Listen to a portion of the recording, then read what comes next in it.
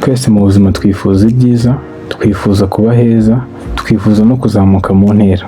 Twifuza kuva mu ntera yo hasi turimo tukajya mu ntera yo hejuru. Twifuza kuva kuri bya bindi bike twabonaga tukajya ku byo hejuru. Twifuza kugira umusaruro wisumbuye ku bo twari dufite. Tukifuza kugera ku bindi bintu byinshi bitandukanye. Ariko se ikibazo ni gute tubiharanira, cyangwa se ni gute tumenya ikintu cyangwa cyo dushaka mu buzima? Iki ni ikibazo kigorera abantu benshi, ugasanga umuntu nyine abaho ategereje ikizaza ngo abe ari cyo afata, we ntagire umwanya wo kwihitiramo icyo we ashaka, akajya ategereza cya kindi kizaza akaba ari cyo ategereza ko kizamubaho nyine. Ku kibazo nk'icyo ngicyo njye nifuzaga kuvuga ku abanyeshuri cyane cyane bagiye guhitamo amasomo baziga, cyangwa se n'umuntu ushaka guhitamo kariyeri. Hari igihe bikugora ukibaza se ndakurikiza ni gute ndahitamo kariyeri yanjye nshaka kuzabona, akahe kazi nzakora, n'iki nziga kandi kikamfasha. Biragoye kuko kariyeri yose wafata, waba umufundi uzakorera amafaranga, waba umwenjeniyeri uzabona amafaranga, waba umuganga uzakorera amafaranga, waba umuhayiti uzabona amafaranga, waba umukanishi uzabona amafaranga. Ukumva ni ikibazo ko umuntu iyo akurikiye amafaranga kenshi usanga kariyeri yari yose wajyamo amafaranga wayabona. Iyo umuntu agiye ashaka amafaranga nose wajya wayabona. Ariko hari ikintu abantu benshi birengagiza. Ngiye kukubwira ibintu ugomba kwirinda mu gihe uri guhitamo icyo gukora cyangwa se icyo kwiga, nkubwire n'ibintu nyine wakora. Ikintu cya mbere ugomba kwirinda, ntuzahitemo ikintu kubera ko kirimo amafaranga. Nkuko namaze kubikubwira, kariyeri yari yose wajyamo cyangwa se icyo wakiga cyose uzagisangamo amafaranga. Amafaranga ashobora kuba atangana, ariko yose amafaranga arimo. Kandi ntabwo ari ko abantu bose barimo babona ayo mafaranga nyine. Nubwo amafaranga atangana, ushobora gusanga nk'umuntu wo mu Rwanda w'umukanishi amafaranga akorera atari umukanishi wo muri Kongo akorera, cyangwa se abakanishi bo mu Rwanda bari ku rwego rumwe ugasanga batinjiza amafaranga amwe. Ntabwo bishoboka ko abantu bashobora kwinjiza amafaranga amwe ku rwego rumwe, ariko buri kariyeri yose baba bakora ibirimo amafaranga nyine. Icyo ni ikintu cya mbere ugomba kwirinda niba ushaka guhitamo kariyeri yawe izagufasha ahazaza hawe. Ikindi kintu cya kabiri, ntuzahitemo ikintu kubera ko uzi undi muntu ugikora. Uvuga uti kubera ko onkire wanjye ari umuganga, nanjye reka njye kuba umuganga. Uvuga uti kubera ko data yenda yari umwarimu, nanjye reka njye kuba umwarimu. Ibyo ngibyo ntabwo uba wihitiyemo ikintu cyawe, uri guhitamo bigendeye ku wundi muntu. Ikindi ari ukuntu nyine umuntu ajya gusaba inama, ashaka kugisha inama umuntu, akagenda akagisha inama umuntu umwe. Urugero, niba ushaka nko kujya muri kariyeri uri guhitamo, cyangwa se ugiye nko guhitamo isomo uziga muri section, niba uri muri troncome, ukagisha inama umuntu umwe akakubwira ikintu runaka. Ibyo ngibyo ni ukubyirinda, kuko kugisha umuntu umwe inama bituma utabona impande zose. Jya ufata abantu benshi batandukanye ubagisha inama, nibwo uzabasha kumenya icyo abantu babitekerezaho koko. Iyo ugishije umuntu umwe inama, ni nko kwakira ibitekerezo biturutse ku muntu umwe, ni ukumenya icyo uwo muntu atekereza. Kandi ushobora gusanga hari icyo atekereza, hari n'icyo unatekereza yenda kirushijeho kuba cyiza, kuko ntabwo umuntu umwe ashobora kugira igitekerezo kiri perfect cyangwa se cyiza kurusha ibindi. Ahubwo iyo umuntu aguha igitekerezo n'undi akakiguha, iyo biteranyije nibwo havamo ikintu cyiza kurusha ibindi. Ikindi kintu, hari abantu b'abanyeshuri basaba amashuri bakurikije inshuti zabo, bakavuga ati runaka ubwo agiye hariya nanjye kanjye hariya, ntabwo nakihanganira kujya kwiga njyenyine, abantu twiganaga tutari kumwe. Icyo ni ikintu ugomba kwirinda cyane, kuko gukurikira inshuti zawe nta keza bikuzanira, kuko uba uri gukurikira abandi, ntabwo uri guhitamo ikintu cyawe, kandi uba wiga kugira ngo uzabashe kubaho neza ahazaza hawe. Ahazaza hawe n'ahawe ntabwo ari inshuti zawe. Abo bantu muri kumwe ubu ngubu, izo nshuti muri kumwe ziragenda zijya ahandi, nawe ujya ahandi, ariko ntibivuze ngo ntimukiri inshuti. Ushobora kujya ahandi mukaguma muri inshuti, ariko ushobora no kugenda ntimube inshuti, nabyo birashoboka. Ariko wowe jya uhitamo ikintu cyawe, ntugahitemo uko igendeye ku wundi muntu. Hari abantu nanone bahitamo amasomo baziga, cyangwa se bahitamo kariyeri bavuga ati biriya biroroshye. Kanguha urugero, hari nk'abanyeshuri bahitamo amasomo bavuga ati ariya masomo nta mibare irimo, kubera ko abantu benshi banga isomo ry'imibare, akanga kurijyamo kubera ko ngo rirakomeye, ngo agiye kwishakira ibyoroshye. Cyane cyo ni ikindi kibazo gishobora gutuma uhitamo ibintu bibi bitari byiza kuri wowe, kubera ko utigeze ufata umwanya uhagije wo kubitekerezaho. Wowe wahisemo icyoroshye, ntabwo wigeze ubitekerezaho cyane, ntabwo wigeze ukora bya bintu byose nakubwiye, n'ibyo ndaza kubwira ntabwo wigeze ubikora. Wowe wihitiyemo icyoroshye tu, ntabwo wigeze ubitekerezaho. Ikindi kintu ugomba kwirinda mu gihe ugiye guhitamo kariyeri, ntukavuga ngo iyi kariyeri irimo akazi kenshi, cyangwa se ngo iri somo ngiye kwiga rizampa akazi kuko akazi karahari cyane, wenda uvuga uti ngiye gukora iki n'iki kuko ngiye kwiga mba umuganga kuko abaganga babona akazi. Ushobora kuba utabikunze kuba umuganga, bishobora kuba atari inzozi zawe, ariko ukajya kubyiga kubera ko uzi ko harimo akazi. Twese twiga kugira ngo tubone amafaranga, twiga kugira ngo tuzabone akazi, tuzabeho neza, ariko ujye uzirikana ko abantu benshi nubwo ari abashomeri, hari abandi benshi bafite akazi ariko bifuza kukavaho kubera ko batakishimiye.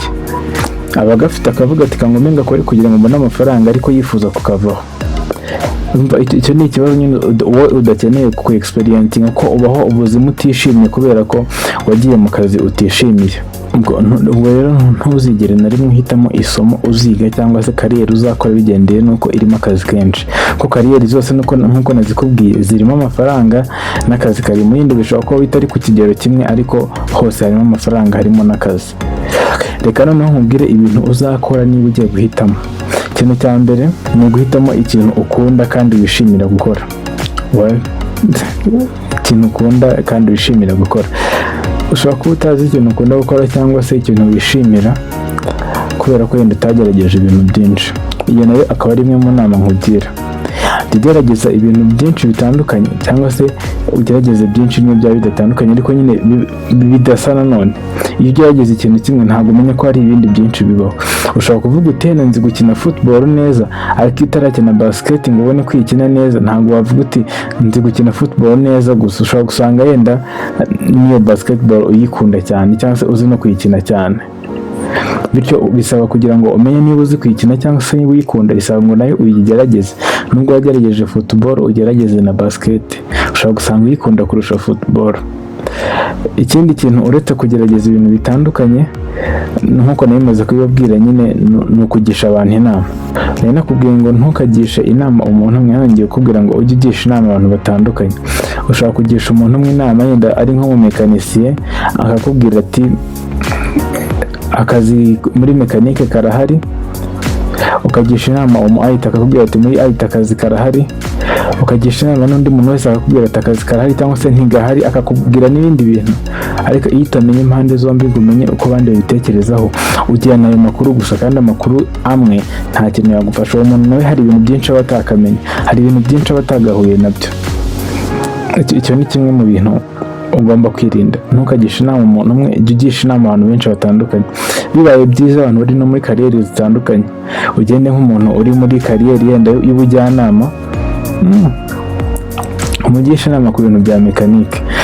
Ugende urebe nk'umuntu uri mu bintu bitandukanye, akubwira uko abibona, nawe ufite uko ubibona n'undi afite uko abibona, then uzabasha kubona inama zigufasha. Noneho ikindi kintu nimaze kukubwira ngo ujye uhitamo icyo ukunda kandi wishimira gukora.